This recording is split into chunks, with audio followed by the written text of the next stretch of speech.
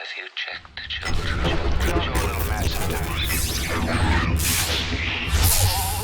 Hi, I'm Chucky. Wanna play? Sometimes that is better. You're gonna need a bigger boat. What's up, everyone? Welcome back to the Horror Show. I'm Cecil Laird. Fuego here. And we are here to do another comic book review in the Stranger Things universe. So at this point, I think we've covered 3 or 4 different series, right? We had the original. 5. We had the original, then we had... There was the original one with Will Byers, and Right. then there was the 6. 6, and then the sequel to 6. Mm-hmm. And then the Zombie Boys, but we did that with something else. Well, no, I think there was Zombie Boys, there was Bully, and then there was the Halloween one-shot where they were telling the story. I thought we did all of those in 3 episodes. Did we do all 3 together? I think we did all of those in 3 episodes. Okay. So this, I could be wrong. This is either the 4th or the 5th episode, but we are covering 2 different Stranger Things series, both of which that ran pretty concurrently, which was Science Camp and Stranger Things and Dungeons and Dragons. Yeah. So Science Camp technically finished first, so we're going to talk about that first, but let's go ahead and give you a look at the covers while Fuego gives you the rundown of the actual book itself. So go ahead. Yeah, so Science Camp is another one that is a little bit more on I'm the... going to pull them out so they can actually see them without the light reflection. Yeah, so this one is a little bit more on the brief side, at least in my estimation, compared to the Dungeons and Dragons that we'll get to afterwards. So this is between seasons 2 and 3, and this is where Dustin goes off to science camp and meets Susie, and we basically get to see Susie, his never-ending story singing love. partner. Yes. Yeah. In season 3, you know how you're just wondering the entire time whether Dustin actually has a long-distance girlfriend or not? Well, this is the story of him actually heading off to science camp that summer before season 3, meeting her, although he doesn't meet her until the 2nd issue. It basically starts out with him arriving, and he has these 2 nerd bullies, and it's really amusing to me the way that he confronts them, in the fact that he's like, I've dealt with real bullies, and if you try to like stand up to them and be tough, that's how you deal with real bullies. If you're dealing with like nerd bullies, you insult their intelligence, and which is what he does. And so it's like kind of a funny dynamic, because there's these 2 kids like Trevor and something else that are like picking on him. And all at the same time, there is also a mysterious bit of stuff going down with the camp counselors that echoes like a Friday the 13th sort of situation. There is a masked killer, and as the 4 issues progress, the kids get wind of it, and they're like, we need to get involved with, trying to figure out who this killer actually is. Led by Dustin, of course. Exactly.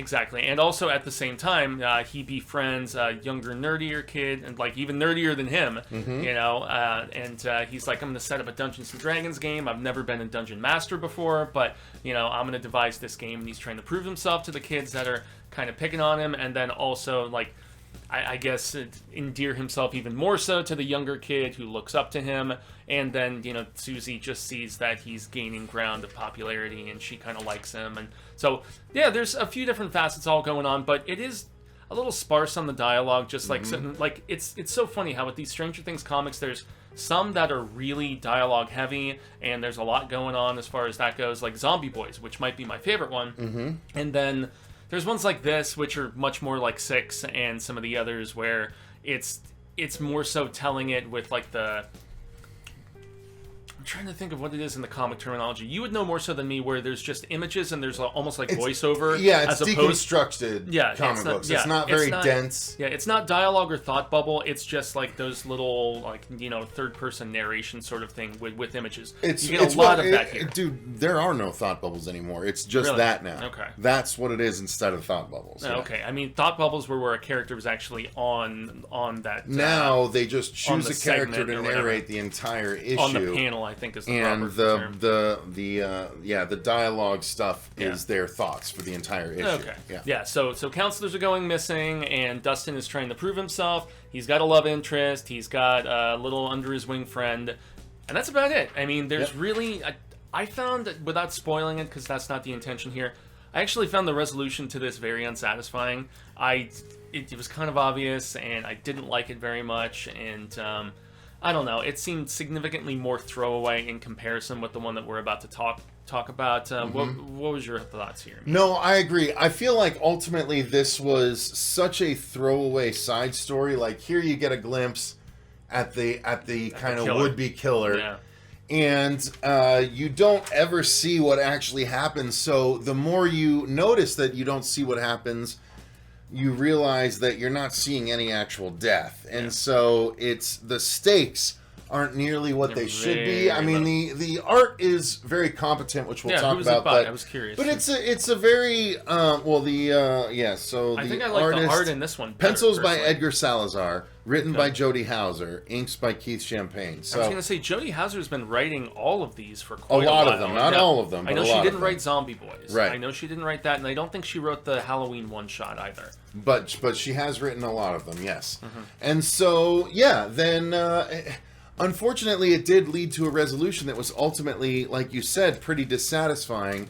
It's Dustin sort of rallying up the nerds in order to maintain science camp, really. Like, science camp itself is in danger because of all these mishaps from the series. Yeah. And so they have to get to the bottom of the mystery to make sure that science camp doesn't disappear, because this is the nerd paradise. It's where they can all go and be on equal footing after having been the low rung on the totem pole for the entire school year. Yeah, and it's essentially what they explained. Yeah, and it's the dichotomy between the fact that you've got kids that actually want to be there, and then the counselors who are just like, God, this is a slog, and they're like, I mean, you have little tastes of this counselor is hooking up with this counselor, and this counselor doesn't want to be there, and all these different things. I mean, whereas the counselors seem like they're going through the motions, the kids don't want, based on the possible danger, to be all sent home. So.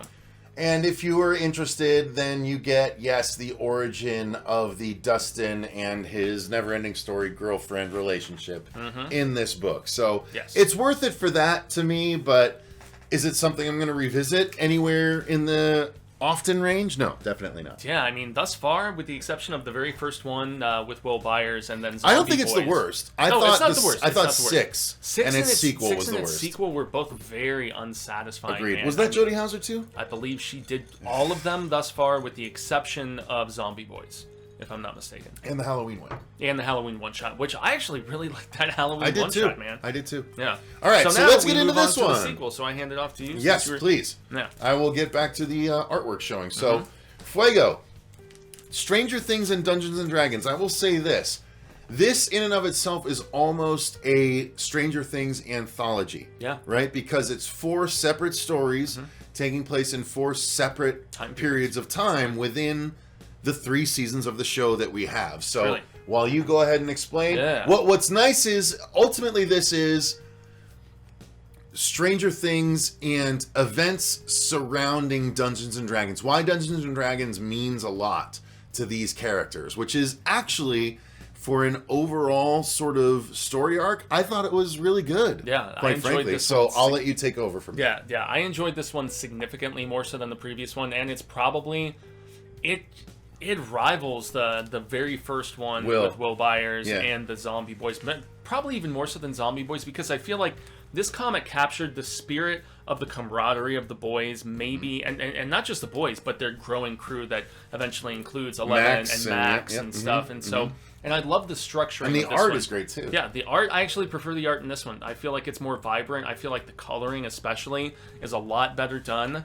Let's give proper shout outs. Yes, so, please do. Written by Jody Hauser and Jim Zub. So maybe that has something to do with the fact, because this takes a man's touch. Oh, No. I'm just kidding. I'm fucking around, big time. No. What I was gonna say though is that, But you could hang tell, on, line art by Diego Galindo, colors by Mesasic, and letters by Nate Piros. Yeah, Continue. I felt like this art style was a little more akin to Zombie Boys in comparison with 6 and with the first one with Byers and stuff. But yeah, a this much one, denser read than the other books are. Far deeper This dialogue. is what we mean by dense. Look at how many panels with how many word bubbles there are versus everything I just showed you in the other book, which was maybe 3-4 panels per page, Yeah. and very little dialogue even per panel. And also, since I had never played Dungeons and Dragons at all until just a few weeks ago with my guitar player in my band. It's fun. Dude, and you could tell... And why haven't you brought me in on that game, mother front door? I'm sure he would... Well, it's on the other side of the world for you, practically. I'll But, go. You come I'm here sure- once yeah. a week. I could go there. Yeah, he would, dude. He would love to have you, man. It'd be fun. But you can tell with the fact that there is like going into hit points and rules and Yep. like damage and all kinds of and the dice And we roll get glimpses and the of their corresponding- fantasy storylines. which is what made this so fun, and all of their corresponding characters and Ever Will what the was Wise it? Yeah, and- Will the Wise and they're going through what Ever Tree or Ever something. I'm not God, sure I'm trying to either. remember. But yeah, it's just you can tell that maybe the guy who was writing with Jody, he was like the big D&D geek, and you could tell that Jim's up. Yeah, and you can tell, and also in the back, that's something you Yeah. really need to mention. Is in all 4 of the issues, you have like the player Character sheets. Yeah, the character sheets and cards and stuff like that for each of them, which is really rad.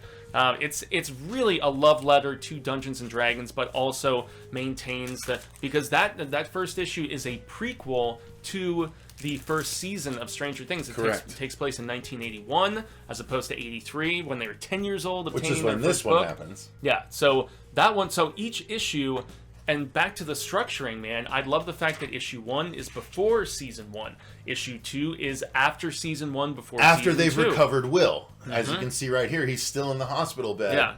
And how so they're planning their next Dungeons and Dragons game. Yeah. It's so great that they Stranger Things and Dungeons and Dragons is all about how It's synonymous Dungeons at this and point. Dragons grounds this group. Yeah. It And helps it bonds them and binds it them, bonds too. them. Yeah. It binds them exactly like the Fellowship. Yeah. It really does, and it's really cool to see. A comic story told in that vein where it's really just paying such homage to that sort of stuff that matters so much to us all. Yeah, and it also gives very great just little recap reminders of big time beats within the series that correspond with stuff happening within the games for them, and how they learned from both in-game experiences and real-world experiences, and how they all kind of complement each other, which is really cool.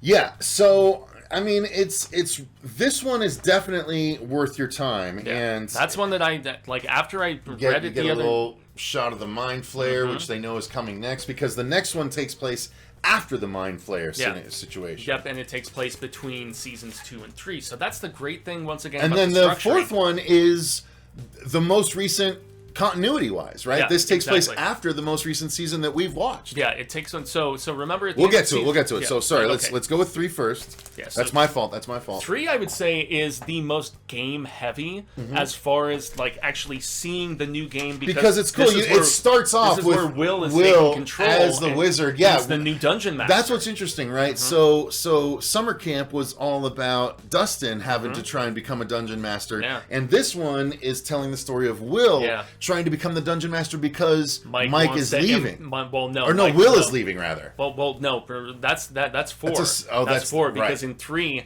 Mike is trying to impress Elle because they have just brought that's right. Max and Elle in. Yeah, so you see And so- here we have Dustin, we have I always forget his name. Lucas. Thank you. Lucas is, and then we have Max, and then we have Al. I can't remember. I don't know why I always forget. But it's Lucas. so cool how Max turns into the Doomer or something, and she's super badass, Yeah. like this elf that's This attacking. blue elf down here. Yeah.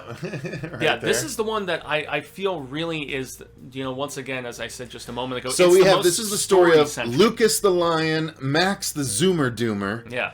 Dustin the dwarf home, Mike the mighty, and 11 of the eldritch elves. Yeah, because Mike wants to change his character and no longer be the dungeon master. He wants to be this mighty paladin to protect Elle. Right. Yeah, which is cool. It is, so- and it's such a nice continuation Yeah. of it's what the characters would be doing in between seasons Yeah. when they would go to play. He would want to protect Elle, so Yeah. he would want to make himself a character to protect Elle. But Elle, even though in she and of doesn't herself, necessarily need protecting. no, as she understands it, she can make herself a pretty badass character. Well, and also in this third issue, how interesting is this the that we got Resident Alien, advertisements? yeah. So we get advertisements for Resident Alien, which is a brand new comic or a brand new show starring Alan Tudyk based Sci-Fi Channel. on this comic, Yeah. which I had no idea. So Yeah, it's yeah. really fun time. Well, and it's also there's an amusing beat in this third issue where Elle is supposed to like cast a spell within the game, and she uses her real life power, Yeah. and all the kids freak out, and they're like, "No, you're not supposed to do it in real life. It's just pretend." Yeah. And so yeah, that's really cool. And so, yes, that leads us to the 4th issue here, Fuego. Yeah. So, yeah, dive into number 4, which is... Well, yeah, 4 is basically it's a kind of- goodbye Will. Yeah, it's kind of concurrent with the stuff we get at the very end of the 3rd season. So I was curious if it was going to be after the 3rd season. No, it's like right around the same time the 3rd season is ending, where everybody is like certain characters at least are moving away. Will specifically, with his older brother with Jonathan and their mom. Well, Winona's taking them away. Yeah, Winona's taking them away, and they have. It's basically so their dope. Look at it's that their splash. last. Yeah, the splashes are great in this, man, and it's their last day all together. And so they have to finish this game finally. They even want to though finish certain this game that characters- started in issue 3. Yeah, That continued all the way through here. Yeah, it's almost Because that was the first time Max and 11 came. So yeah, but this they is were the almost, same characters. Yeah, but they were almost added. Then, like they went from 3 to 5, and then Will's character changed from Will the Wise to Will, this like master magician of sorts. And without spoiling stuff, there are some character affiliations that switch within the game near the end of it, which is really fascinating. And there's a very cathartic kind of goodbye to not just their friendship, but them all playing the game together. Dude, I dare I say, I love this series. This particular one, and the fact that it fills in the gaps between seasons so well. It did hit me in the feels at the end here, Yeah, too. big time. And the fact that all the kids are affected by how the game plays out as they reach its finale. It's really good, dude. This was, like, this is, And as I even said, Dustin is like, that was fucking awesome. Like, I love that stuff, dude. Yeah, and man. and this also bit at what the happens end, with the books. That's what I was this trying bit not at the to end, spoil. we're not going to but- spoil. I mean, unless you really want to freeze frame and read it, you can see what happens. But And I'm it's a trying to really, remember- truly touching ending to the series. Did they do that at the end of the 3rd season? I'm No, trying to remember. Yeah, no, I this didn't is think new. So. I didn't think so. No, this is new. Yeah. And it made it so good, which, by the way, I'm really excited about this, too. But you got the vibe that they were all ready to add some, because they're all becoming teenagers now, and they're starting to pair off, and Right their over here, little, there we go, that's their fun. little love interest stuff and whatnot. But they're like ready to put childish things aside, which is kind of silly, because I mean, I know so many adults that play Dungeons. But they and didn't know Dragons. that They in didn't know that. 1985. Yeah. You know what I mean? Because there's the teacher at the very beginning who they see all the miniatures and stuff, and they're like, "What are you playing?" I still would love for the relaunch of the channel to have a monthly horror D&D campaign. If we know anyone that wants to take the time to try and help us create that, please Dude, let us know. that is Mahalo. He makes his own miniatures. I told dude. Mahalo to do that, and he never got around to doing it. He makes Develop his a horror campaign, and we'll Yeah. run it monthly on the channel. It'd He be was amazing. talking with Dave, and remember, Dave wanted to do like a modern take on it Well, as opposed to Dave's a medieval gone. take. Yeah, Dave's so gone. yeah, So- that was what he found. That's what he struggled with from what he told me. So Well, we'll work on it. yeah. All right, so that's going to do it for our review. Oh my god, I've got the hiccups. Fuego, Yeah, pick it up. yeah. So that is gonna the 2 separate 4-issue miniseries that were Stranger Things Science Camp and Stranger Things Dungeons and Dragons. The latter of which I have already pre-ordered. It doesn't come out, I think, till like July on Amazon, but I've already pre-ordered it because I can't wait to add the trade to my collection of it, because I Yeah. really, dude, I enjoyed that one so much more than I was anticipating. It was a lot of fun. Yeah, it was it a was lot of good. fun. So, why don't you guys let us know in the comments down below? What did you think of these 2 comic book series? Does this review make you any more likely to pick up either or? I would love to know your thoughts in the comments down below. Me Thank too. you so much. Thank you so much. So much to our horror patrons show for much. supporting the channel. Until next time, though, I've been Cecil Laird. Gracias, Jaime and Fuego. And remember, stay scared. All right.